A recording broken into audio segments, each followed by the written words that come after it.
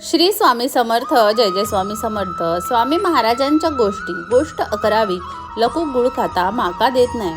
स्वामी महाराजांकडे निरनिराळे लोक येत असत. त्यांच्या भाषाही वेगवेगळ्या असत, पण स्वामी महाराज काही वेळा एखाद्या माणसाशी त्यांच्याच भाषेत बोलत असत. स्वामींना एवढ्या भाषा येतात तरी कशा, याचे लोकांना आश्चर्य वाटे.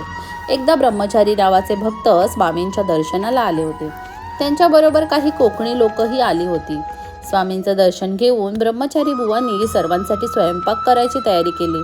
स्वयंपाक करता करता ब्रह्मचारी बुवांचे लक्षात आले की गुळ संपलाय.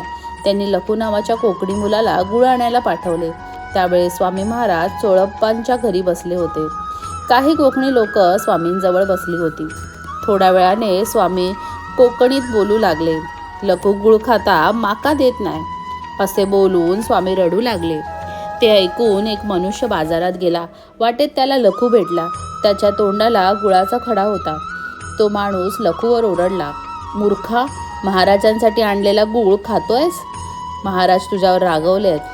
लखू घाबरला. त्यांनी धावत जाऊन महाराजांचे पाय धरले. अशा प्रकारे स्वामी महाराजांनी भक्तांना अनेक लीला दाखवल्या आणि ह्या लीला जेव्हा आपण ऐकतो तेव्हा महाराजांबद्दल जी भक्ती आहे, जी श्रद्धा आहे, ती आणखीन दृढ होत जाते. तुम्हाला ही गोष्ट कशी वाटली कमेंटमध्ये नक्की सांगा. भेटूया सुंदर गोष्टीसोबत पुन्हा. श्री स्वामी समर्थ. जय जय स्वामी समर्थ.